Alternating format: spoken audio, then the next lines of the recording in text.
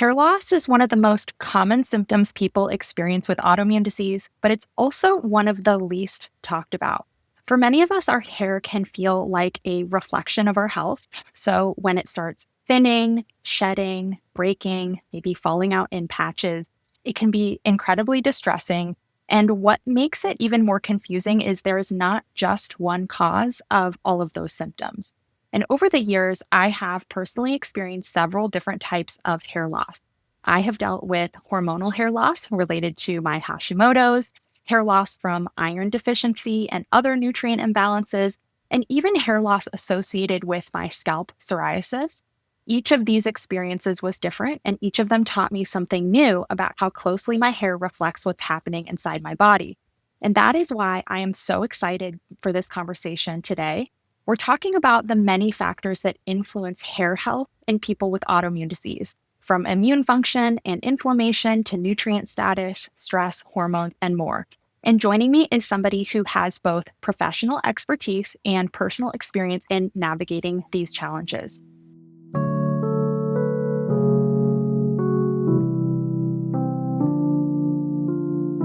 Welcome back to the Autoimmune Wellness Podcast. I'm your host, Mickey Trescott. Here on the podcast, we explore the intersection of autoimmune disease, nutrition, lifestyle, and healing. Our goal is to provide information, inspiration, and practical tools to help you advocate for your health and make informed decisions on your wellness journey. Before we get started, a quick reminder that this podcast is intended for educational and informational purposes only and is definitely not a substitute for medical advice, so always consult your healthcare team before making changes to your diet, your supplements, medications, or your treatment plan. Today, I'm joined by VJ Hamilton, founder of the Autoimmunity Nutrition Clinic and a leading expert in autoimmune disease. She specializes in skin disorders, chronic fatigue, joint health, and digestive issues. VJ is a registered nutritionist with a background in biochemistry and immunology and is also certified functional medicine practitioner and an AIP Certified Coach. Her passion for this work is deeply personal. VJ's own autoimmune journey began at just 7 years old when she developed alopecia areata. Later, she would also experience psoriasis and post-viral chronic fatigue syndrome, inspiring her to pursue studies in immunology and nutrition to better understand the root causes behind her symptoms. Through nutrition and lifestyle changes, she was able to transform her own health, and today she helps other people navigate autoimmune conditions through her clinical work, educational programs, and podcast, The Autoimmune Reset. Today, we're diving into the topic of hair health, exploring the different causes of hair loss and autoimmune disease, the role of nutrient deficiencies, hormones, stress, inflammation, and what you can realistically expect when you're working to support hair regrowth. VJ, thank you so much for being here and welcome to the podcast. Thanks so much, Mickey. I'm delighted to be here. So I would love to dive in and just talk about your personal experience. You first experienced alopecia when you're just 7, which is a really incredible age to be diagnosed with this type of condition. Can you take us back into that experience and how it shaped your interest in autoimmunity and eventually your career? Yeah, so I was 7 years old and my parents discovered a circular patch of hair loss. And they were quite concerned when they found it. I went to the dermatologist and then I was diagnosed with alopecia areata. And I was asked about whether I was stressed. And at the time, my parents were separating. I had had a milk allergy when I was first born, but I'd introduced milk again. And I didn't really like to eat proper food. I was quite a picky eater, even though my parents did try and make me eat certain foods. But at the time, it was seen as one of those things. I was sent away with a steroid cream, and I was lucky in the fact that that patch did grow back. But then I would continue to experience hair loss. And as with many autoimmune diseases, I went on to develop another autoimmune disease, which was psoriasis as a teenager.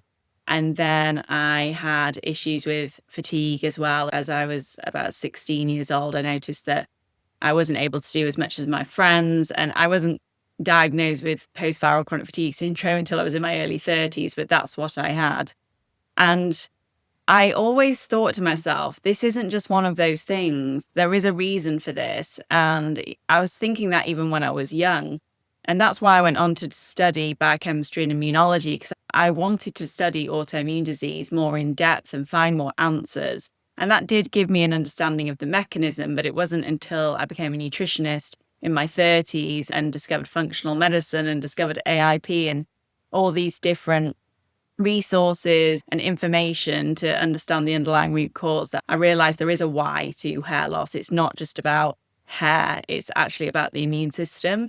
And that's why I do what I do today. But, there's been a lot more going on throughout that journey. And I did experience hair loss for 25 years. So it did grow back, but then I would discover another patch of hair.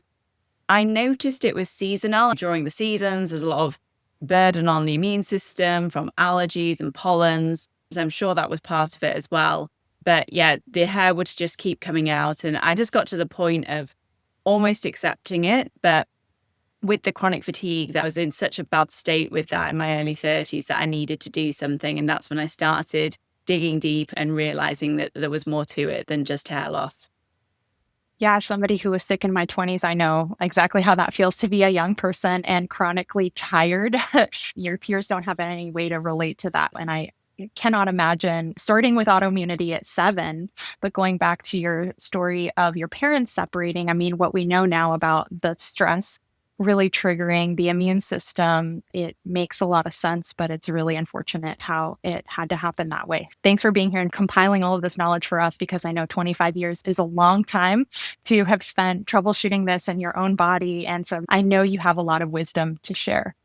So many people in our audience, they're here because they have experienced hair loss, maybe some point in their autoimmune journey. Can you explain some of the different types of hair loss that are common in people with autoimmune disease?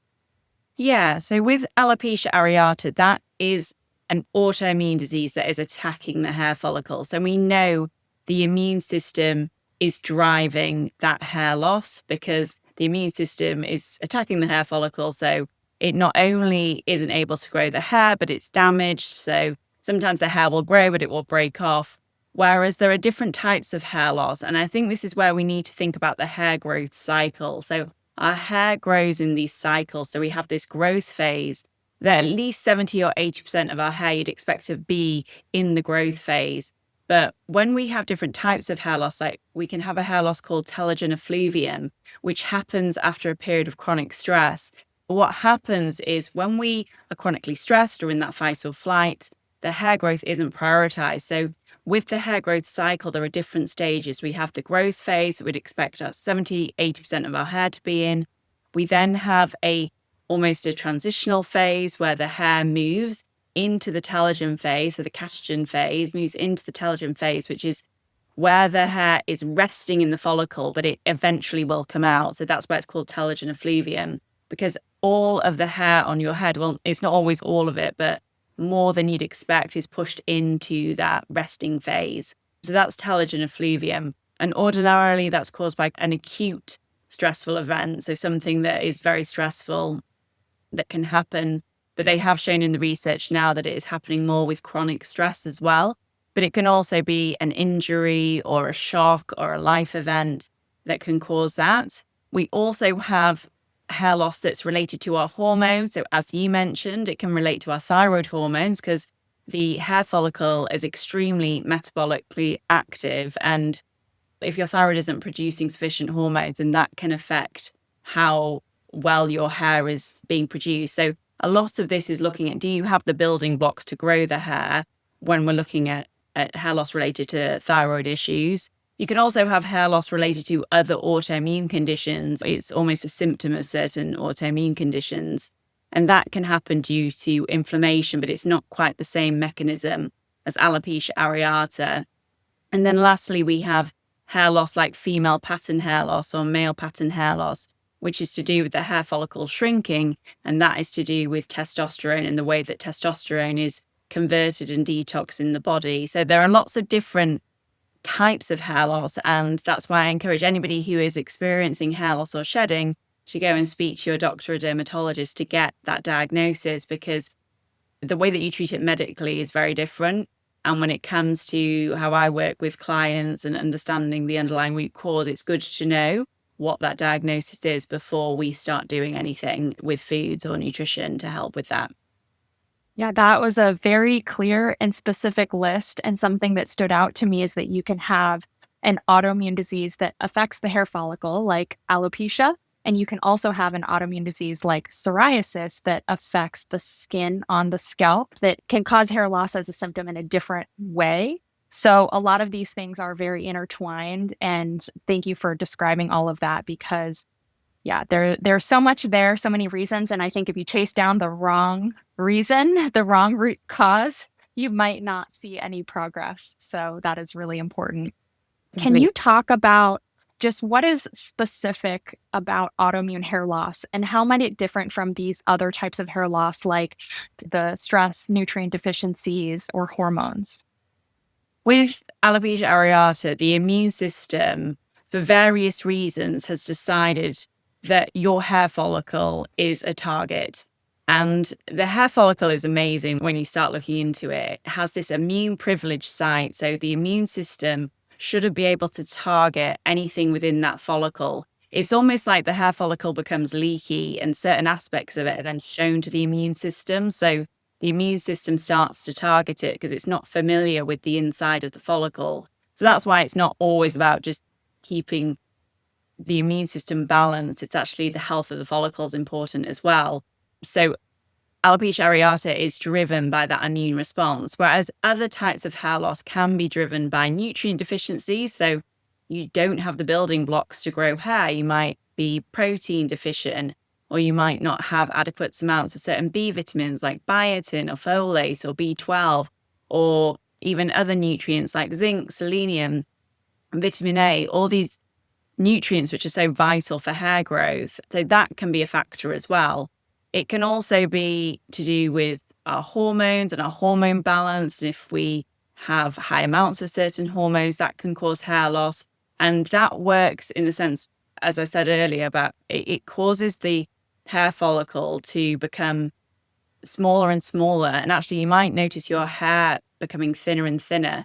And that can be a reason for hair loss if it's to do with that, the sex hormones and the testosterone. And I would just say with the nutrient deficiencies as well, which is quite interesting, one of the things that you might see is that your hair will only grow to a certain length. And people always think that their hair is snapping at the ends, but it's just that the hair is coming out at a certain length. So it will only grow that length because it's moving straight into that resting phase where the hair comes out. And then with the stress piece, it's more about the hair being pushed into the resting phase so that your body can prioritize other things rather than it being an immune response. However, just to say the truth is, there's probably an element of various different things going on when we lose our hair. And I often will find that clients will have alopecia areata, but they also have some type of diffuse thinning, and it's understanding why that is happening at the same time. And one of the reasons for that could be nutrient deficiencies, which would affect both types of hair loss as well. Yeah, let's dig in a little deeper. I know you mentioned some of the nutrients, but let's talk about the nutrition part because I know a lot of our listeners, that's going to be the first places people look for answers. Which specific nutrient deficiencies are most commonly associated with hair loss? And if you can even break down the type, like the type of symptoms people might notice and how they'd figure that out, that would be amazing. Yeah, I think the main one is iron and how we store iron as well. But iron is not one thing. We can get iron from vegetables, which is much harder for our body to digest, absorb, and utilize. Whereas we can also get iron from animal products. And that type of iron is a lot easier for our bodies to utilize. So sometimes somebody might be eating plenty of iron-rich foods, but they're not digesting and absorbing it and able to use that type of iron. So I often will see a deficiency in iron just from diet alone. However, there can be issues with actually storing iron at the cellular level, which can be blocked by inflammation. And the reason that your ferritin is so important is because, as I said, there's such a high turnover of cells in the hair follicle.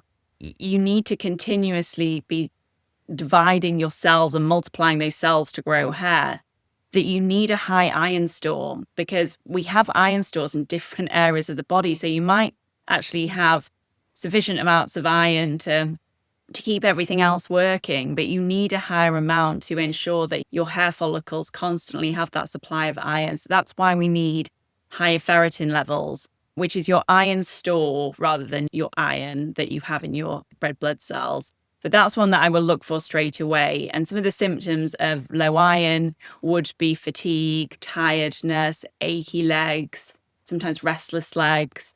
And you can have lots of different symptoms with iron deficiency because it can affect lots of different functions within the body. And I think that's the thing with a lot of these nutrients. Sometimes it's not as obvious, but I would say fatigue is one of the symptoms that you would see regularly with iron deficiency. And hair shedding, you would see a lot with low ferritin.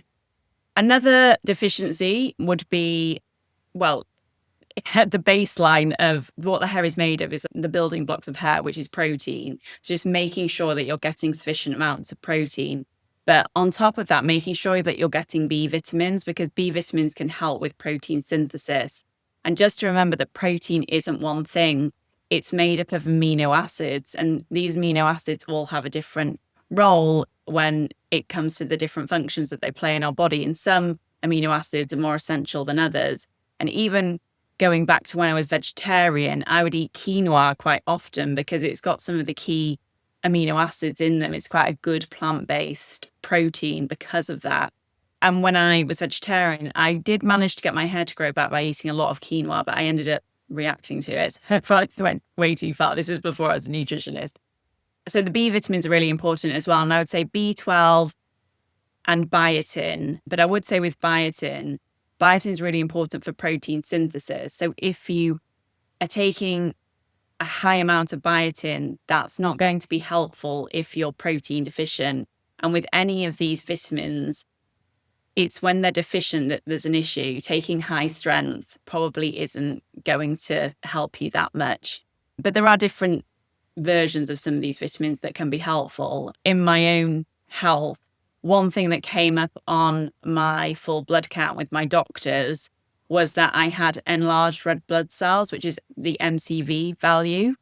And because of that, they were willing to investigate a few other things for me, like my thyroid. And I was able to get more testing just through my local doctor, because a lot of people will have test results and everything will be fine. But that can be a sign of a functional B12 deficiency. So that really helps me to dig in a bit and understand what's going on with my B12. And then there are minerals like zinc, which is so important for the immune system. And then the selenium, which is an antioxidant and can help with the health of the hair follicle. So I've been looking at deficiencies in those minerals as well. And they're really some of the key ones that I'm generally looking for when I'm working with clients, and just making sure that they have optimal amounts of those as well. We want to be getting to kind of the higher end of the reference range. And then for any autoimmune condition, I'm looking at vitamin D, because if your vitamin D is low, then your immune system is less likely to be tolerant to things like the hair follicle. And that's the beauty of vitamin D. It really helps with these things called T regulatory cells that keep the immune system in check. And when they are low, your body is far more likely to react to self-tissue like the hair follicle. Whereas when vitamin B12 is at optimal amounts, or even like slightly higher amounts, especially if you have any variations in your vitamin D genes. But yeah, you want to be having optimal amounts of vitamin D in order for your immune system to be a bit more tolerant to things. So that's really what I'm looking at when I'm working with clients, like the basic, like full blood count information that you would generally get. Awesome. That was so comprehensive. And I just want to hone in on iron for a minute, just because I think even though people know about iron and hair loss, I want to talk a little bit about the functional range for ferritin, because I think if a lot of us, here in the US, you go to the doctor, you have your ferritin tested. If it comes back at 20, your conventional doctor is going to be like, you're fine. They're not going to think of that as something that needs treatment until it's maybe below 10 or something, which is absolutely not right. You really need to be treating a ferritin that is under 50 aggressively by functional standards. And I personally believe that it needs to be over 100, especially if you are symptomatic. I have had ferritin down to 6, and I have celiac, I have Hashimoto's. These are both conditions for which low ferritin is associated. So that is another mechanism. We've already discussed some of how that happens, but I just want to flag that for people to be really aggressive about that ferritin. And I know you guys, if you've been following me for a while, I love heme iron in terms of supplements. And the one that I like is called Simply Heme by 3 Arrows Nutra. You guys can use a code Autoimmune for 10% off. That's actually what I've used to get my ferritin close to 100. I'm still working on that triple digits, but I really noticed a big difference when I got over 50 in terms of the shedding that I was getting when I was taking a shower. So I wanted to flag that because a lot of people really, they eat a lot of meat. Maybe they're even eating liver. Maybe they're even taking an iron supplement, which, can be kind of hard on your digestive system if it's not like a heme iron. But if you're not aggressive about it and your level is still low, you got to keep going. I completely agree. And I was quite surprised when I last got my ferritin done and it was like 130. I was like, oh, it's maybe getting a bit high now. Yeah. And then It's like, wow, this is everywhere. I feel so much warmer. I used to feel so cold all the time. And I'm sure that was like, because my thyroid, I never got diagnosed with Hashimoto's, but it was always all over the place at one point. But I really do believe it's from me not eating gluten because again, not being diagnosed with celiac, but I do think there was some absorption issues going on, but eating red meat regularly. And I think people are quite put off of eating too much. I'm not saying eat loads, but getting the organ meat, the nutrient dense meats in makes such a big difference. But also, if your menstrual cycle is very heavy, you've got to bring that up because you are losing so much blood every month and you need to be taking that back in. And I think when I explain that to clients, they're like, yeah, I'm only eating red meat once a week or maybe like once every 2 weeks. It's like, that's not going to be enough. And there are ways that you can supplement as well if you're not wanting to eat that much red meat. But I have to be a bit more conscious about it. I love red meat, even though I used to be a vegetarian. I love the taste of it. But even when you get into a cycle at home, sometimes I forget about it and then get my Instant Pots out and just make like a big lamb tagine or like a nice slow cooked meat. And I just feel brilliant after having it. I can feel myself lifting after eating that type of food. Yeah, I was really pleased when I saw those results. And I was like, obviously, it has paid off in the long run. And this is why we test, right? Like, because iron overload is also a thing. So I always say a caveat, if you're low in iron, I think far more people, especially with an autoimmune background, tend to be on the low end. But there are some people, especially certain genetic backgrounds, hemochromatosis, iron overload is real. So this is why it's important that you don't just listen to us talk about iron or vitamin D and go buy a supplement and take it.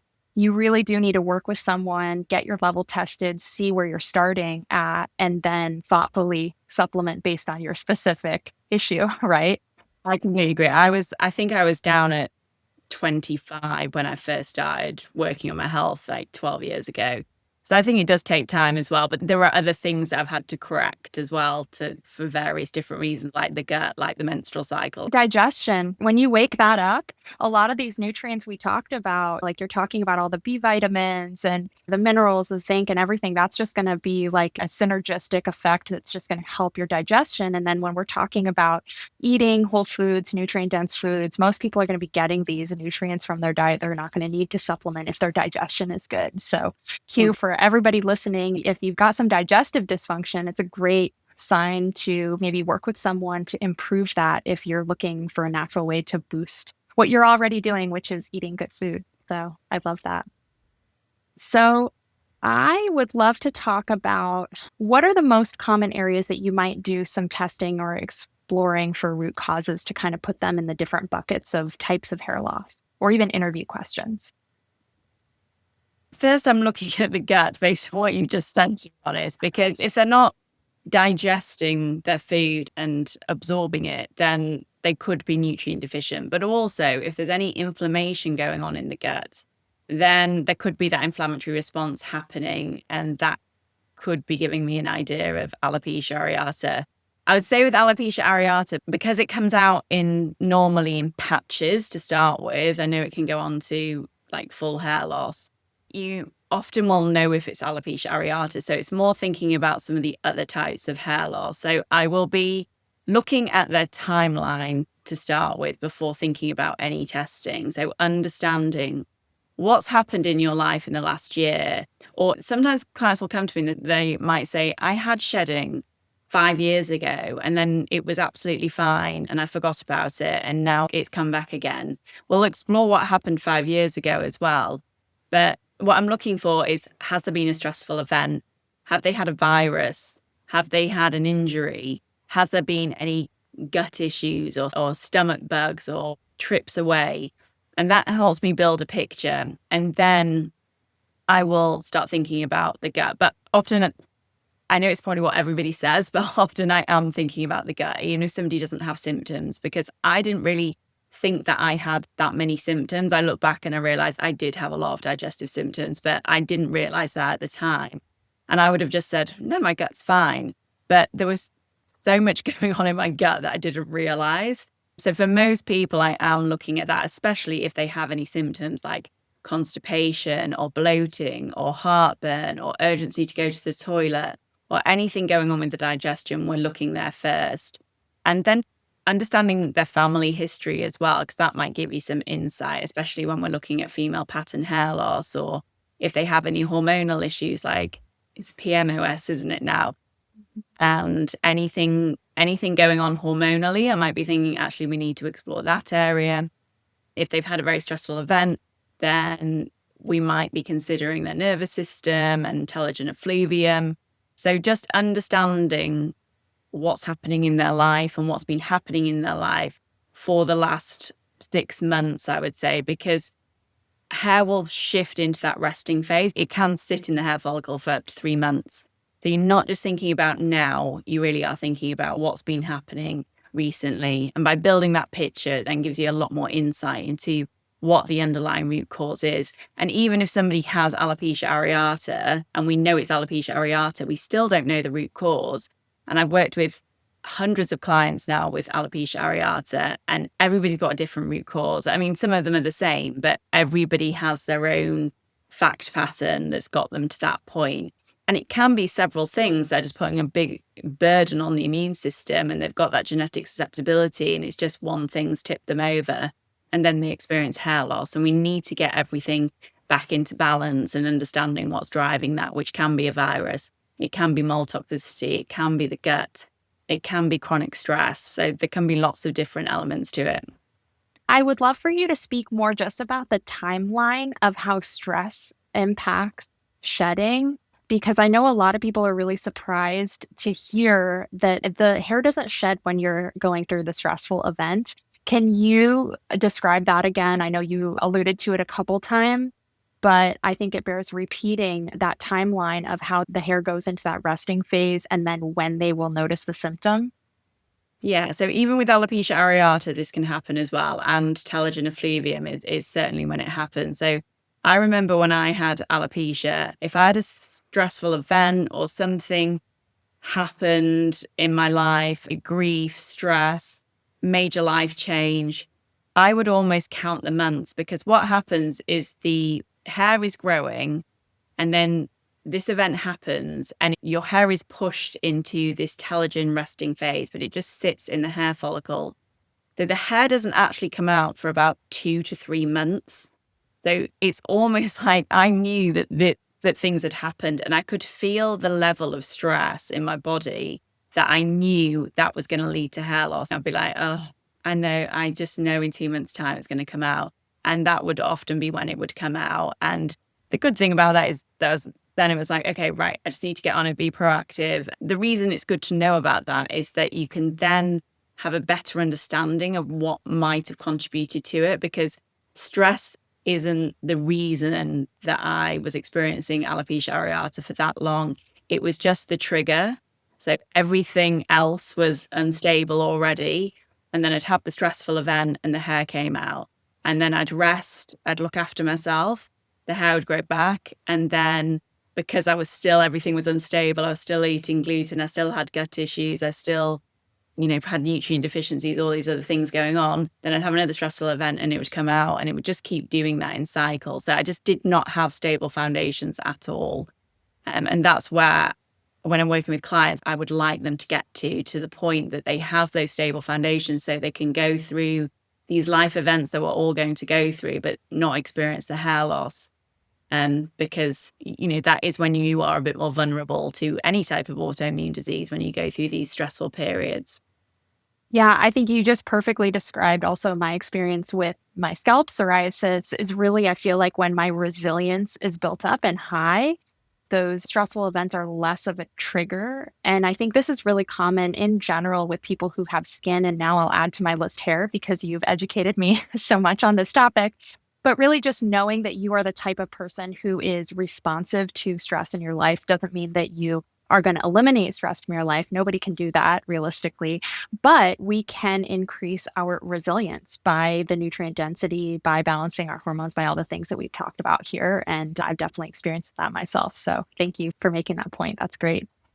So one thing I do want to circle back on supplements. I know we talked about nutrients and a little bit we talked about iron and vitamin D supplementation. But do you feel like there's any supplements that A, are helpful for hair loss, or B, maybe overhyped, or C, that people should be cautious about taking without proper testing? I know we touched on this a little bit with iron and vitamin D, but I would love your take on supplements in general. Supplements are brilliant when they are addressing a nutrient need. And I think that goes for all of the nutrients that I mentioned. So if you are deficient in those nutrients, then it's important for you to get your levels up, whether it's through supplements or it's through eating a more nutrient-rich diet. Biotin is one that you see time and time again in the media, and in every hair product there will be biotin. There is a reason for that because it helps with protein synthesis and it helps to produce hair, and it can help with lots of other factors as well. So if it's low, it's a problem, but generally people don't have low biotin. So that would just be one that I would be cautious of. And it can also affect your thyroid results. It can affect other markers if you're taking high amounts of biotin. So it's just to have an awareness of that it can affect some blood test results as well.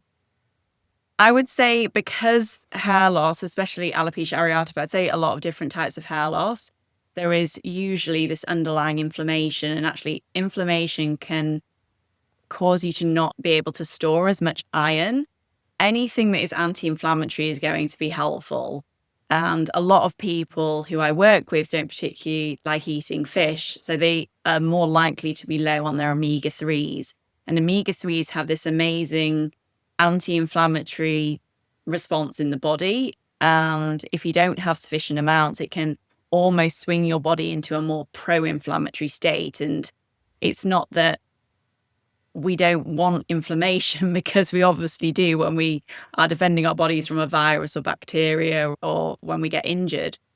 But the truth is we need to make sure that that's balanced with omega-3s.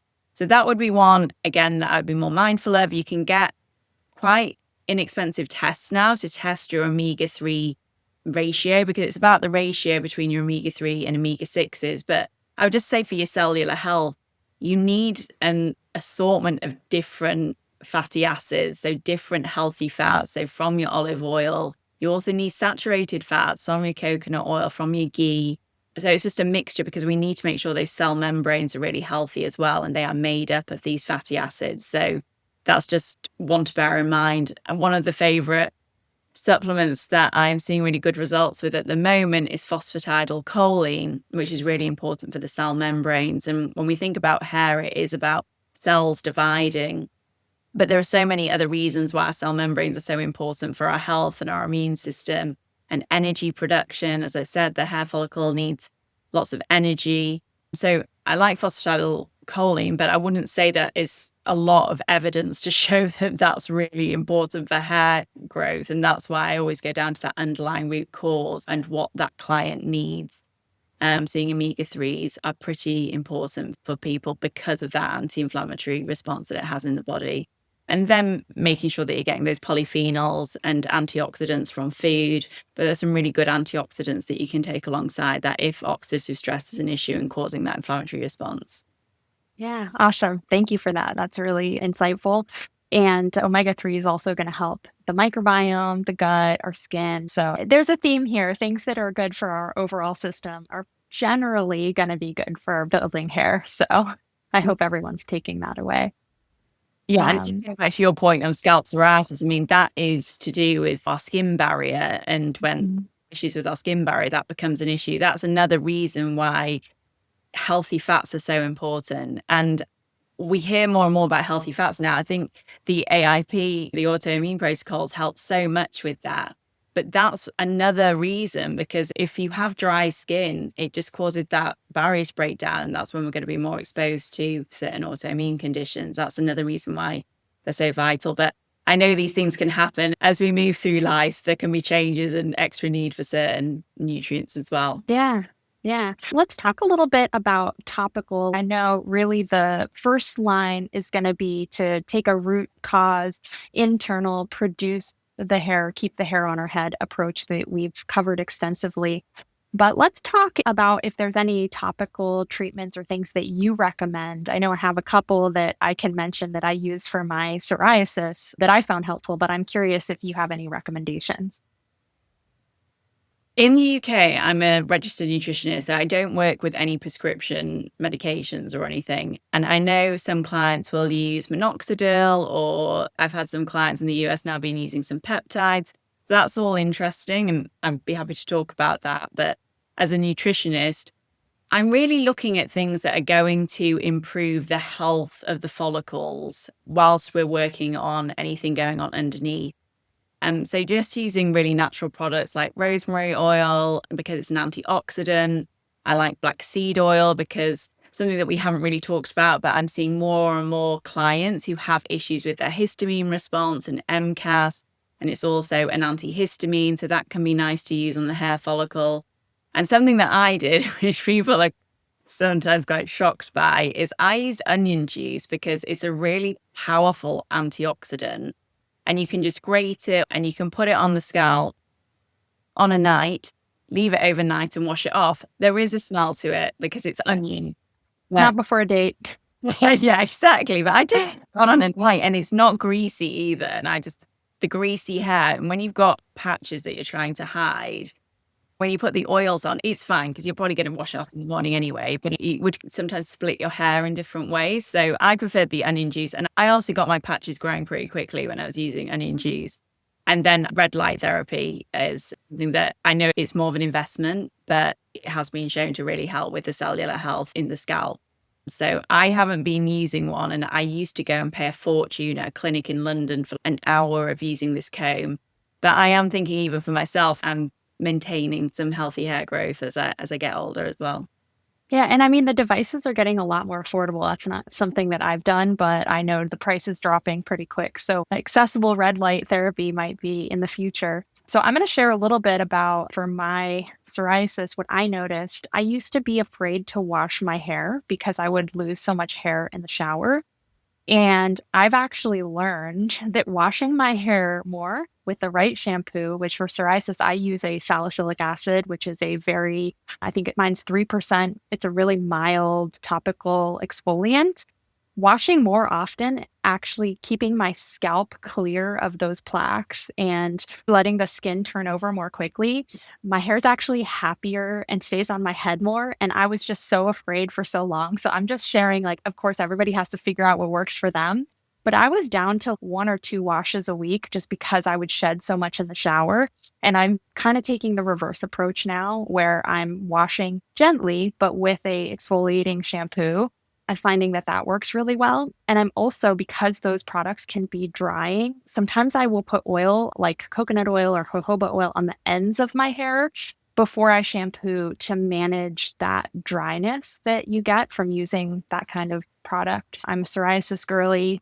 I don't know for other types of hair loss if that's helpful, but I know that for many years I was more of the crunchy natural. I found the shampoos that were very natural just really didn't clean my hair very well. And then the conditioners didn't really create enough slip. So it's not like I've gone full silicone or anything, but finding that magic balance between exfoliating and then hydrating has been really good for like keeping the hair on my head where I want it to stay, right?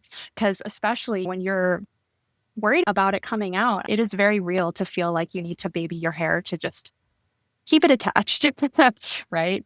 It's so difficult. And I would say even when you're washing your hair more often, you're going to see less shedding. So I think it's when you have that experience of seeing a lot of shedding that it can be quite scary. I just work with where my clients are at when I'm advising them on this, but I agree. I think if you clear the hair follicles, they're going to grow more healthy hair anyway. And that can be an issue with some of the oils as well. I did a trichology course a while ago. I'm not a trichologist, but I just was dabbling into that as well as being a nutritionist. And they talked a lot about how even some of the oils can clog up the follicles, and it just means that the hair's not able to grow as well. And I think that's the same thing, isn't it? Actually, when you're washing your hair, it's going to help more with the hair growth and taking any impurities off the scalp. But I found it quite hard to find a shampoo that is washing my hair, but it's completely chemical free. But I would use like the Yucca app or the Environmental Working Group and finding a shampoo on there that has less chemicals in it. That's what I would be looking for, because a shampoo isn't going to help you with hair growth to a certain extent. But if you start putting chemicals on your scalp, then it's more likely that it's going to be inflamed. So it's just looking at a pure version that's going to wash your hair. And I'm again, like you, just put oils on the end of your hair to moisturize it. That is actually the way to do it. Yeah, it's a tricky balance because the chemicals, they affect our skin. But then also if you don't actually get your scalp clean, which a lot of the crunchy products do that, it doesn't help. So I've been through this whole cycle where I've landed at the medical, not prescription grade, but fragrance free, paraben, sulfate free, but it is a shampoo and it cleans well. So if you guys want to know what I do, DM me on Instagram. I'm happy to give you all the deets. So let's finish up just by talking about just how slow hair growth is. And if for anybody who's on this journey who is going to be working nutritionally on a root cause approach, how do you help your clients set realistic expectations when they're trying to recover from hair loss? And what signs suggest that they might be moving in the right direction even before they see obvious regrowth? Yeah, it's one of the most frustrating things, I think, when you are experiencing hair loss, because you are looking for that as your results, that you're getting better. If your hair's growing back, you're recovering and you're doing really well.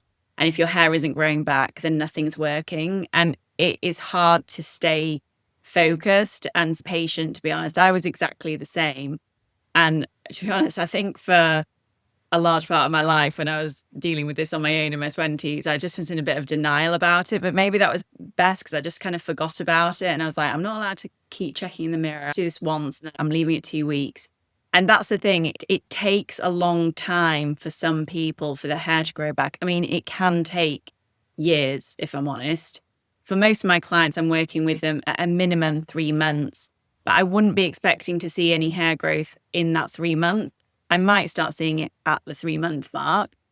And then if things are going well, by 6 months, it depends on the severity of the hair loss, but that's where you may see some really good regrowth at 6 months. But everybody is different. And I've worked with clients for 2 years, especially some children where they've had a lot of complex issues going on. And now their hair's growing back. And I'm getting pictures of like a full head of hair of a little girl that I was working with for 2 years. Whereas some people are quicker than that. And the thing to bear in mind is that the hair follicle is so sensitive that it's the last thing that is going to improve. And that's the frustrating thing. And that's why I'm so proactive with my health, because it's like with anything. It's like if you have arthritis or psoriasis, it's so much harder to get rid of it once it's there rather than be proactive. But sometimes different things happen in our life and we will have a flare. That's just often what will happen. So I'm working with clients and we're working on their gut and we're seeing improvements in the digestion, or they have energy issues to begin with and we see improvements in their energy, or they have other skin issues going on and those skin issues improve. We need other metrics to be monitoring whilst we're working together so we can be confident that there is some progress happening. And some clients will do functional testing with me and they might retest as we're working together. Some clients haven't had a menstrual cycle in years and then suddenly that comes back. And all these things are showing us that the body is switching on again and the body is changing. But the hair growth often comes when the body is in that optimal state and it feels safe enough to grow the hair.